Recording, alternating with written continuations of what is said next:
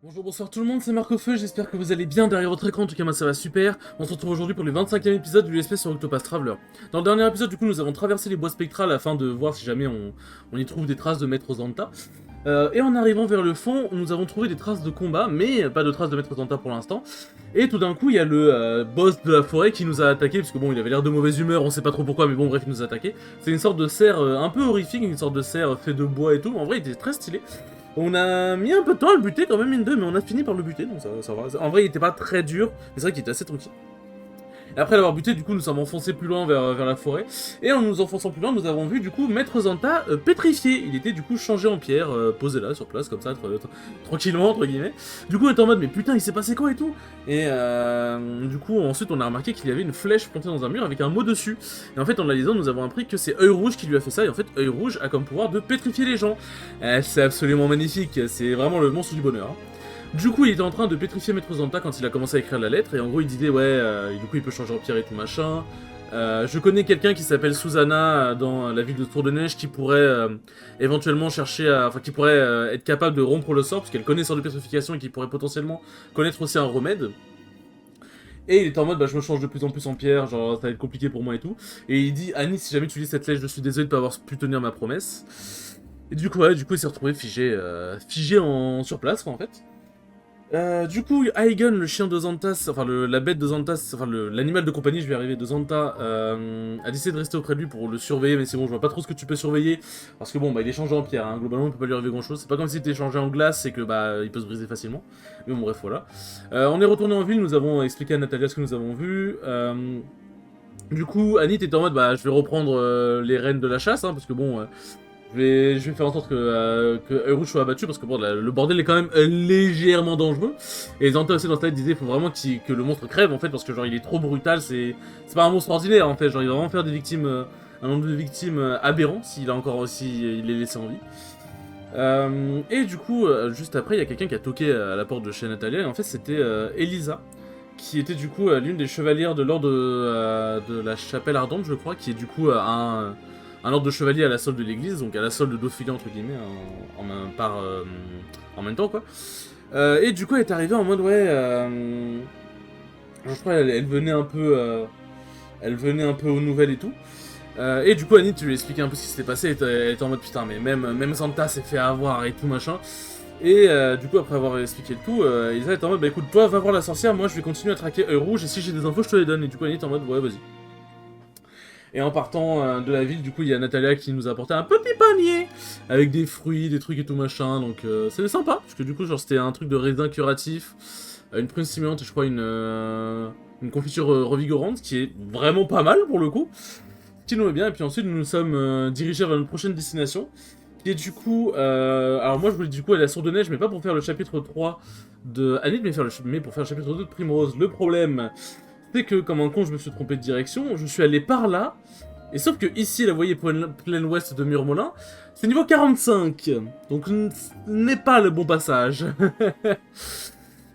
Du coup voilà, donc ensuite je me suis rendu, enfin ensuite je suis retourné en arrière pour aller, parce qu'en fait du coup je me suis rendu compte que c'est pas le bon chemin.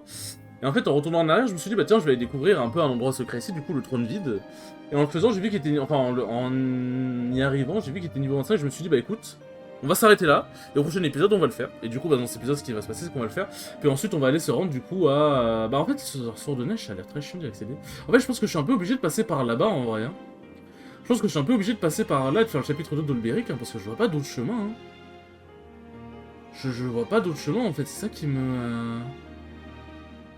Enfin, ça en a vraiment pas l'air, donc en vrai, ouais, je crois que je vais faire ça. Hein. Et puis si jamais plus tard je découvre qu'en fait je pourrais faire Primrose directement, bon... Voilà. Hein. Puis en vrai, même si je fais le chapitre d'Auberic maintenant qui est niveau 27, en vrai, on gagne tellement peu d'XP que même que je le fasse maintenant et que j'aille faire le chapitre niveau 21 de Primrose après, ça change pas grand chose. Hein. Mais du coup, voilà. Donc je pense que dans cet épisode, du coup, nous allons faire le trou de vide et nous allons faire le chapitre 2 d'Olberic. Du coup, le premier, je sais pas s'il y a un boss là-dedans, mais du coup, danger niveau 25. Et en vrai, j'avoue que Primrose, n'est pas la plus adaptée, ce sera peut-être plus Anit. J'aurais dû garder, mais bon, j'avais pas prévu d'aller faire le truc. Et en fait, danger niveau 25, ça veut potentiellement dire que s'il y a un boss, bah, ça peut être danger de niveau 30. Puisque les endroits secrets, c'est des dangers. c'est des niveaux danger prérequis, on va dire, mais genre, ces prérequis, c'était un... genre, pour faire les monstres, quoi. Enfin, faire les monstres que tu crois sur le chemin, mais pour faire les boss, c'est bien pire. C'est vraiment bien pire. Du coup, voilà, et aussi dans le dernier épisode, je racontais un petit peu comment j'ai affronté, du coup... Ok, il y a rien ici, super. Comment j'ai affronté du coup Omika, joueur de Harmonie et Luma, très chaud, qui avait un peu arrêté la compétition pendant un temps et qui là est revenu du coup à un tournoi qui s'appelle l'eSpot. Donc c'était plutôt cool et du coup j'ai perdu 2-1 contre lui, c'est très serré mais le match c'est très cool. Mais du coup là je vais raconter la suite, hein. Du coup en pool après j'ai affronté Frostalx, en gros c'est Frostal avec un X à la fin, donc je sais pas comment ça se prononce vraiment, donc désolé si jamais par pur hasard tu tombes sur cette vidéo et que j'écorche ton pseudo, je suis vraiment désolé, c'est pas le but. Ah putain, mais je me souviens de... C'était un endroit que... Dans ma sauvegarde d'Octopath Traveler personnel, c'est un endroit que j'avais visité il y a pas si longtemps que ça. C'est pour ça que je me disais, mais attends, mais ça me dit un truc de ouf. Ça me dit un truc de ouf. Mais du coup... donc j'affronte Frostal qui est du coup un pit, je crois, ou c'est un... Ou c'est un Luigi, je sais plus. Je sais plus. Mais bon, c'est Pete ou Luigi, du coup... Non, c'est... Oui, non, c'est Louis. Non, j'affronte Clério au début. Je sais... Attendez, j'ai un bug, j'ai un trou de mémoire. Alors, qu'est-ce qu'il y a tout en haut? De mémoire, il y a un boss, non? La mémoire ne me fait pas trop défaut. Il y a un boss qui ressemble à Jotun, au Jotun de Sourd de Neige. Enfin, du Truc dans la neige, là. Alors au moins il est faible au couteau, ça c'est le plus important. Hop. Tac. On va en apprendre un peu plus sur lui. 30 000, ouais ça va, c'est un boss. Enfin un boss, ouais ça c'est à peu près niveau 30 je pense. Oh j'aime bien les faiblesses qu'il a. J'aime bien les mignonnes petites faiblesses qu'il a. Hop. Alors est-ce qu'il serait pas faible à la lumière par hasard? Non. Est-ce qu'il serait pas faible à l'ombre par hasard? Non. Donc il doit être faible à soit c'est une autre arme, soit c'est un autre élément. On va le savoir tout de suite. Élément glace, parfait. Parfait. Attaque si tu veux, écoute. En vrai c'est parfait que ce soit c'est un élément que Cyrus a, parce que du coup je peux le taper 2 fois. Donc je peux mentir qu'en vrai on va pas mettre très longtemps à le buter. On va vraiment pas mettre très longtemps, surtout si en plus je buff mes chers amis comme ça. Hop. Tac. Et du coup, j'affronte. Bon, en gros, j'affronte, je crois, bah, c'est Luigi, du coup, genre, j'affronte Luigi directement. Il était vraiment. Enfin, directement. Genre, en gros, genre, j'ai dû attendre un peu comme ça. En fait, en gros, Mika il enchaînait ses matchs, puis après, j'enchaînais les miens. Enfin, ça m'a pas dérangé, c'est même moi qui lui ai dit, vas-y, on enchaîne. Si tu veux.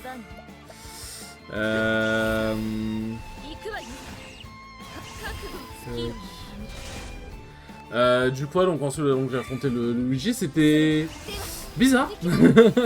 En fait, il était pas très bon. C'est pas méchant dit comme ça, c'est juste bah genre en fait, ça se voit qu'il comprenait son perso et qu'il comprenait comment et pourquoi son perso marche. Mais en fait, ça se voyait qu'il savait pas trop comment faire parce qu'en gros, le match-up Luigi Wario, c'est c'est énormément anti-approche pour Luigi parce que Luigi ne peut pas trop approcher Wario, c'est un peu compliqué pour lui. Tac. Et en gros, un truc qui est très fort avec Luigi, c'est de faire des fers grab, parce qu'en fait, fer ça couvre les airs et le grab ça couvre le sol, donc c'est très chiant. Mais après, il y a une faiblesse, c'est que si jamais je sais qu'il va faire le forward air, je dash shield, il fait forward air, je fais B du coup voilà. Si je sais qu'il va grab, bah je peux jump par-dessus son grab et voilà. Donc en fait, c'est vraiment loin d'être gratuit pour lui. C'est vraiment très loin d'être gratuit pour lui. Donc du coup voilà. Et du coup Game 1 c'était un peu bizarre et Game 2 je l'ai 3 stop je crois. Plutôt ça va, plutôt content. Et ensuite du coup j'affronte Pete, un Pete du coup qui est Clério je crois. Et Pete c'était Pardon.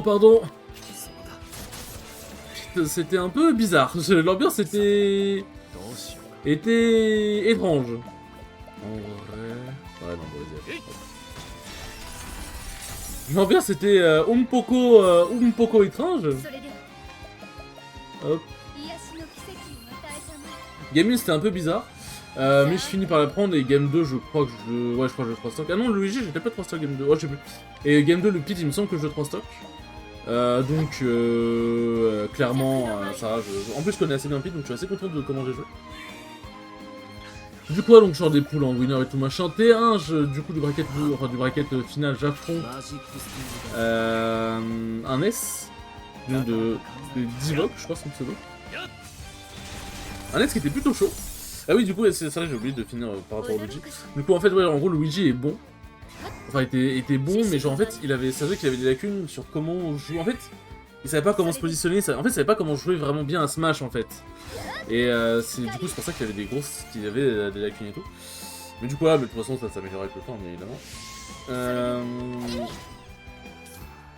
Et du coup, donc ouais, j'affronte Divok à un S. Game 1, je le 2 stock.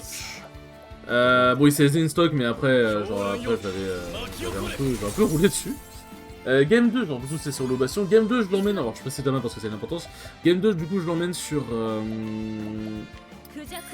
destination finale. Je n'aurais pas dû parce qu'en fait, dans ma tête, j'étais en mode ouais, mais Ness, ça galère à atterrir, du coup, bah, destination finale, c'est la map plus galère à atterrir par excellence. Et bah, que nenni, enfin, il a quand même galéré à atterrir, mais en fait, gagner le train contre Ness en plateforme, c'est extrêmement dur. Parce qu'en fait, approcher Ness, c'est extrêmement chiant. Et je vais pas vous mentir que la game 2 m'a beaucoup tilt parce que... déjà, Ness, c'est trop casse-couille. Et... L'âme de la lune. Oh, attends, ça a l'air intéressant, ça. Ok, bah je le donnerai à Olberic, je pense. Hop. Et du coup, j'ai... Tac... Du coup, je vais mettre Olberic directement dans mon équipe. Hop. Hop là. Bien le bonjour, très cher. Ah, fait chier. Et en vrai, je sais pas si c'est mon stick, mais j'ai l'impression qu'il est très sensible. Hop là. Alors. Je crois que j'avais donné... Ouais, je lui avais donné l'âme de la lune. J'avais donné une bête d'épée. Hop, bon, je peux toujours regarder sur le côté, on sait jamais, ça peut toujours être utile. Et c'est mardi. Et du coup, Game 2, ça m'avait un peu tilt parce que, comme je dis, un peu NES, et puis même, genre, j'arrivais pas du tout, en fait, il faisait que mon petit approche en boucle, et j'arrivais pas à le punir quand il m'approchait, et tout machin, genre, j'avais envie d'exploser, j'en pouvais plus. Game 3, on allait sur PS2, c'était un peu mieux. On était une stock chacun, bon, c'était quand même, ça m'avait quand même cassé les couilles, on était une stock chacun, j'avais pris le lead, puis je me prends un air que je ne tech pas, il me lock avec le magnet, S-Smash, j'avais 60, je suis mort. J'ai explosé as Wario d'un S-Smash de NES. Alors, S-Smash de NES fait très mal, hein, ça je sais. Mais j'ai explosé. Alors, il est possible que, en fait, de base, j'avais voulu DI out. Mais attends, mais pourquoi niveau 29? Mais je vais où, en fait?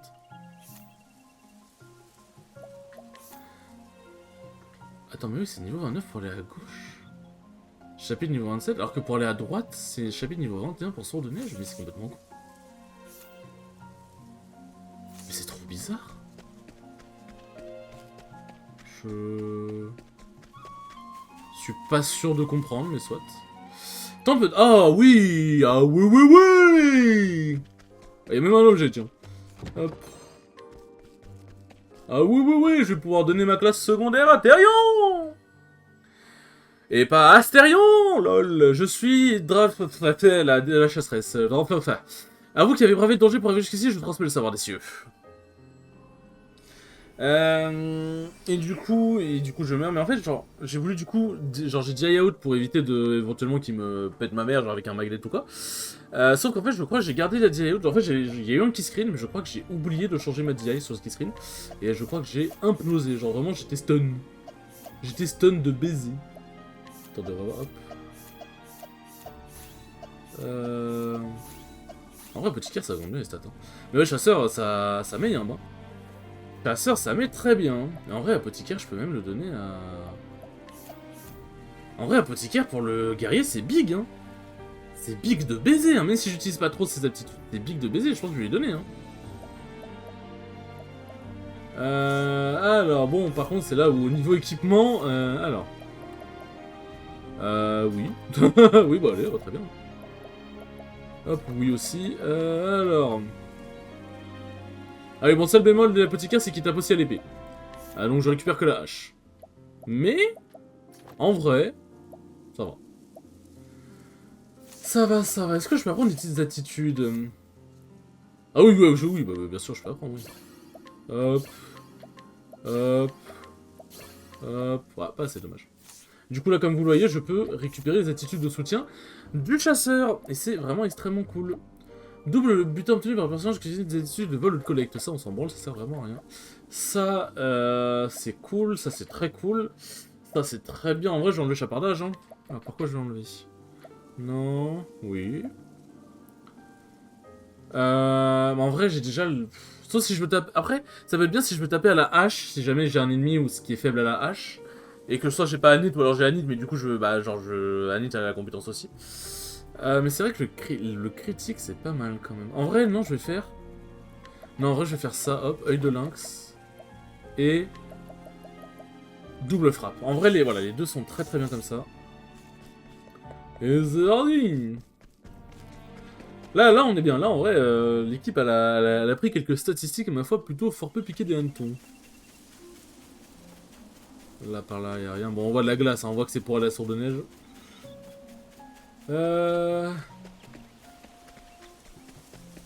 Ça, quoi, c'est par là. On va pas aller en haut, parce que bon, c'est pas notre chemin. Et on va aller à 20 perchis. 20 perchis. Vous avez pris l'ennemi par surprise, oui.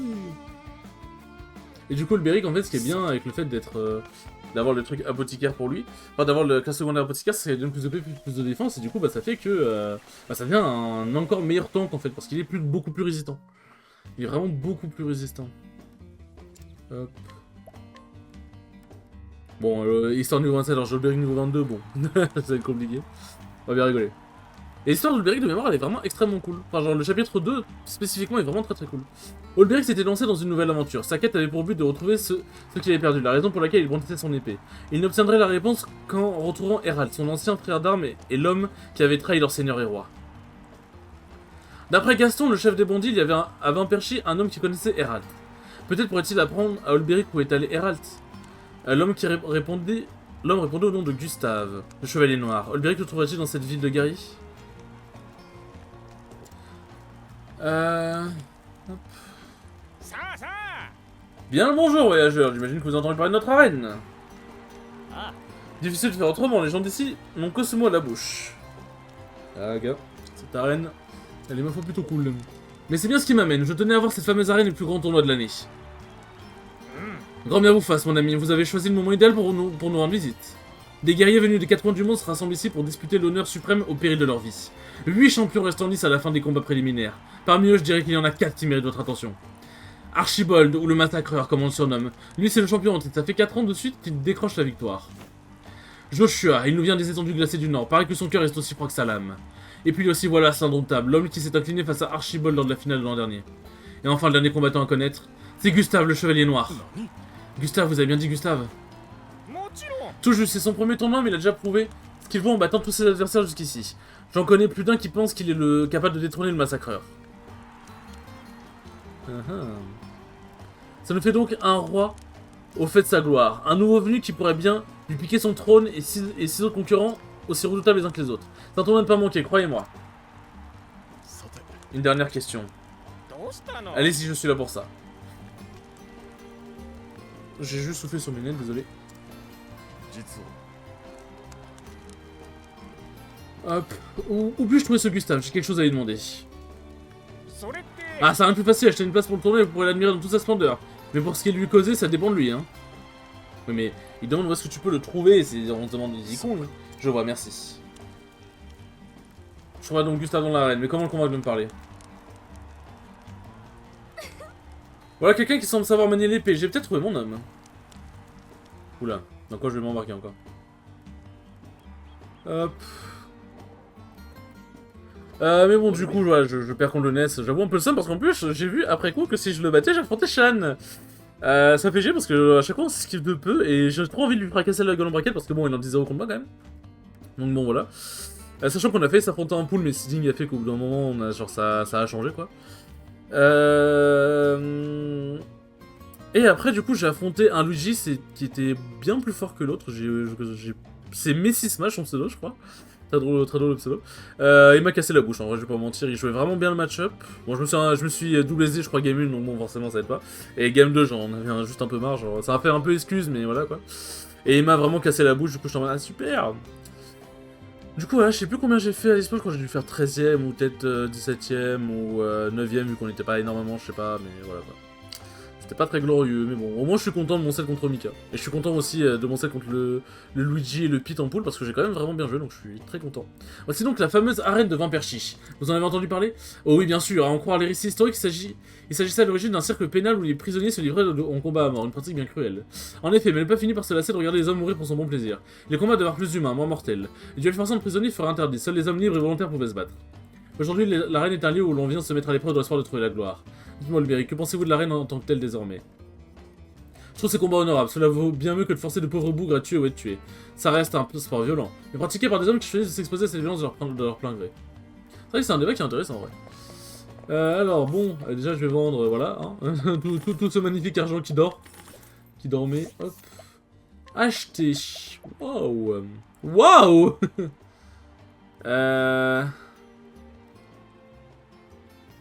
En vrai j'avoue que... vas-y, l'arc, je peux hop, le donner. À la limite, j'équiperai l'autre arc à Anit s'il faut. Si jamais elle en a pas un meilleur.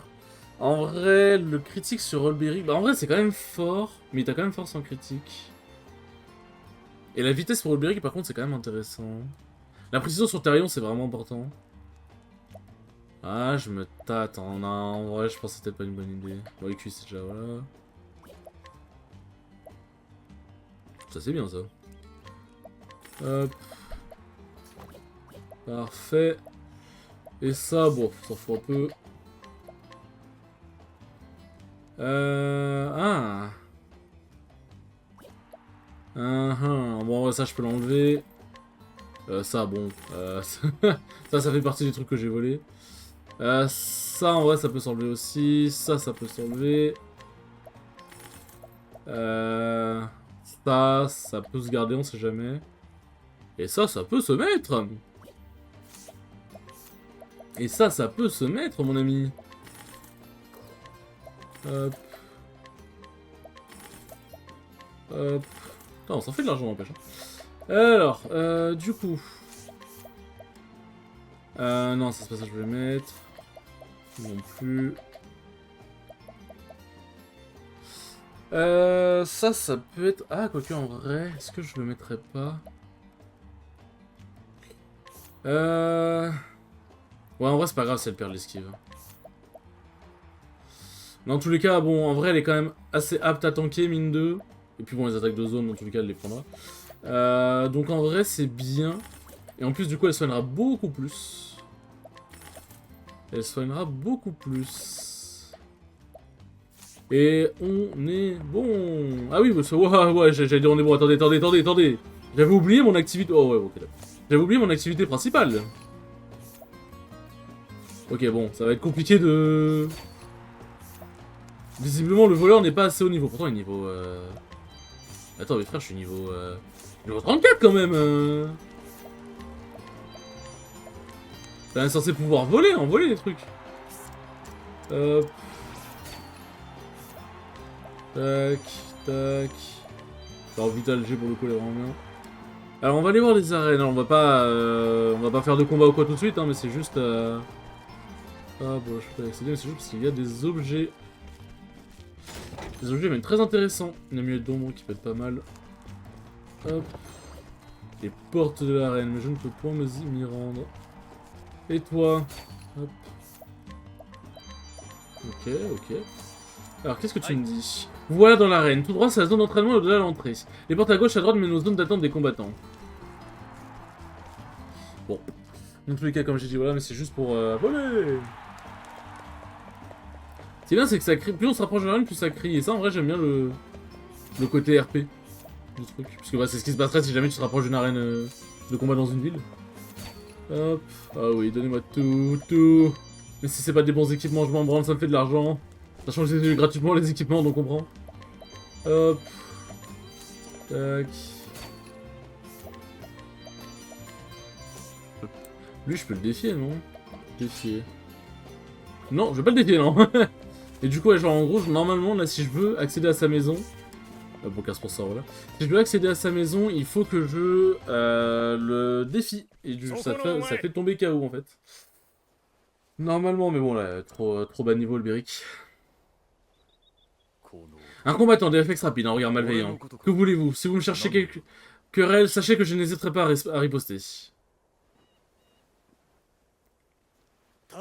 À première vue, il sait se débrouiller avec une épée, mais d'avis qu'il pourrait facilement m'en remontrer.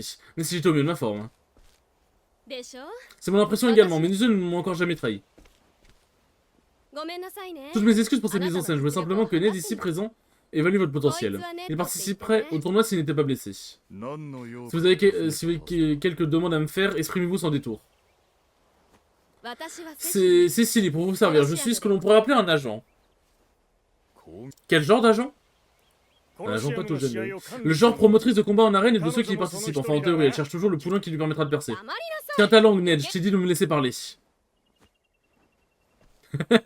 Le fait de, genre en mode, tu sais, le haussement d'épaule et de se reculer derrière. Vous l'avez rencontré ce Gustave, n'est-ce pas? Vous m'avez entendu parler au crieur.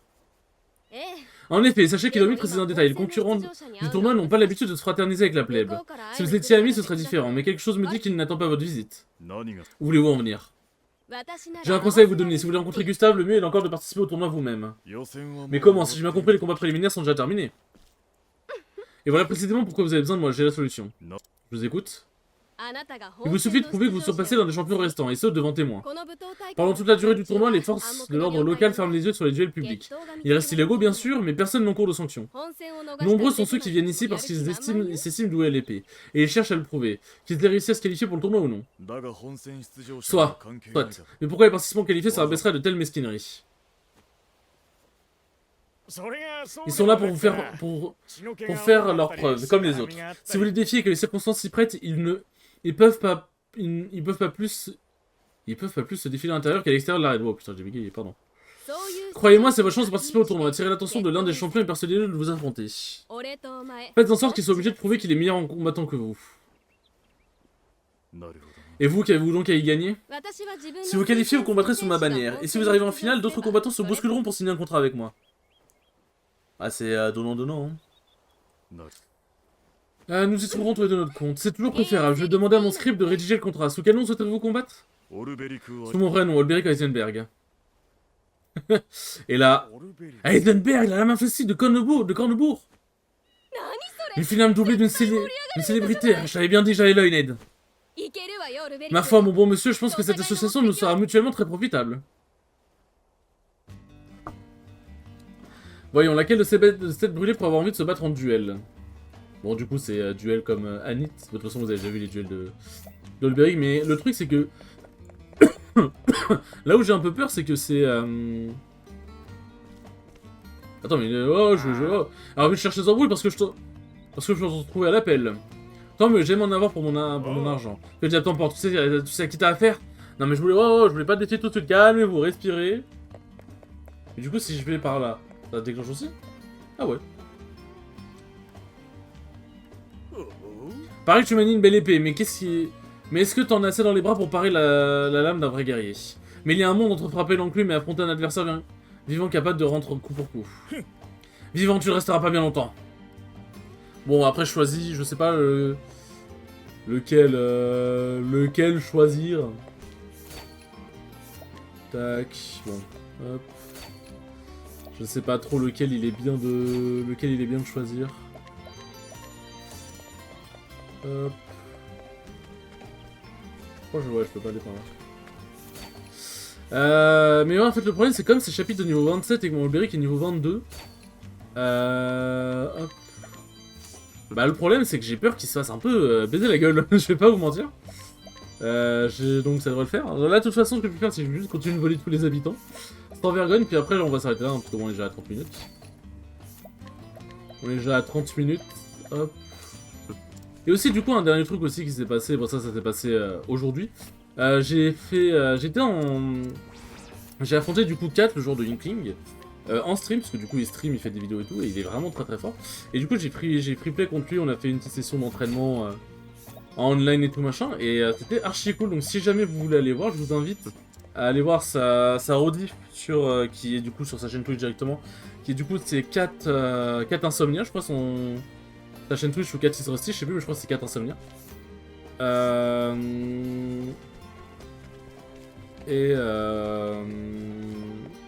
Tac. C'est 4 Insomnia et du coup bah, vous pourrez voir la rediff de nos matchs. Et cela vous intéresse. Ça vous intéresse parce qu'il y a des très beaux matchs et aussi on a fait des matchs sous la demande de Shan. Qui en gros Shan il regardait le match, hein, Shan c'est un peu notre entraîneur à tous. Et en gros Shan il était en mode ouais j'aimerais vous bosser un peu plus vos fundies et du coup il nous a fait jouer d'autres persos. Ça fait jouer du Pit, du Pyramitra, la Wi-Fi, etc. Du coup ouais c'était très très cool. Et il en fera sûrement une vidéo YouTube, donc si vous voulez aller voir, n'hésitez pas. Moi en tout cas bon, sur ce les enfants, merci beaucoup d'avoir regardé ce 25e épisode, il était très cool comme d'habitude. Et je vous dis à la prochaine pour le 26e épisode, salut!